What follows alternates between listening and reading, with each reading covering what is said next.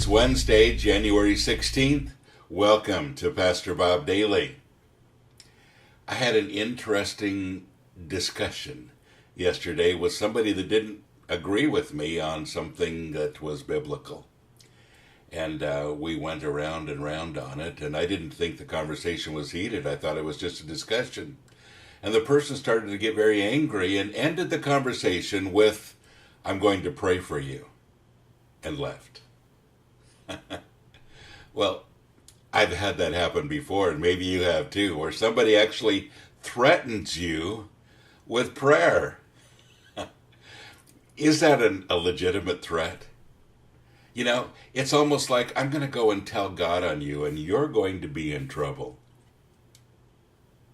God works that way? I don't think so. What kind of prayers does God hear? Now that's the question, isn't it? What kind of prayers does he hear? Well, first of all, prayer is communication with God. Honest communication. Getting to know him and really getting to know his heart. And in many ways, getting to know your heart during that process as well. But that's what it's all about. And so when you pray threatening, demanding, that's communication, good communication. You know, what if a husband came home at the end of a long day and walked in the door and looked at his wife and he says, "Dear wife, here's the things that I want today. I'd like a warm hot bath this evening. I'd like a meal on the table that would include these things. I'd like to have a relaxing evening with nobody disturbing me. I'd like the kids to be silent, and I'd like a good night's sleep tonight." Okay, that's all I can think of. Goodbye. What if we prayed like that to God? We do sometimes, don't we? But what if you actually did this to your wife? You think she'd appreciate it very much?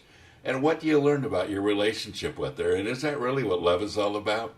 And yet we feel like we can have those kinds of prayers with God and mature in our faith? Not really. Now, is it wrong to ask God for things that are on your heart? Not at all. God tells us to. But folks, how do you distinguish between those things that you should be asking and the things that maybe you shouldn't be? How do you know what's really on your heart and those things that come from your flesh? Well, there's a really simple rule of thumb, and that is that prayer is mostly about getting to know the heart of God. Being quiet. You know, the Bible says, "Be still and know that I am God." You know, listening to God whisper in your ear.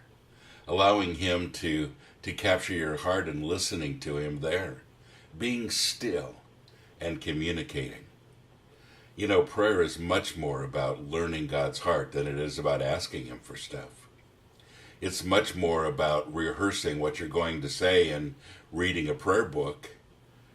It's much more than that. It's laying your heart before him and allowing him to communicate with you as well. Folks, the greatest way that I've learned to get to know God is through his word and through him whispering in my ear, according to his word, and just different times during the day.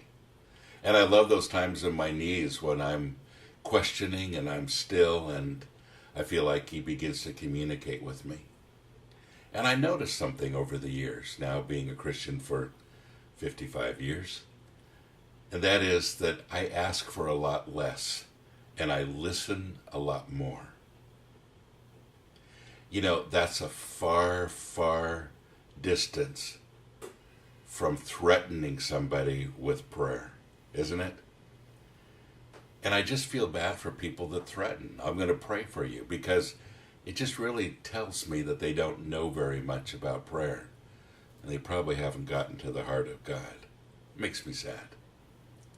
And I hope today that that's not you. Spend some time listening, communicating. And you know, why don't you make it a point for the next few days, weeks, months, whatever, to really concentrate on listening more and asking less.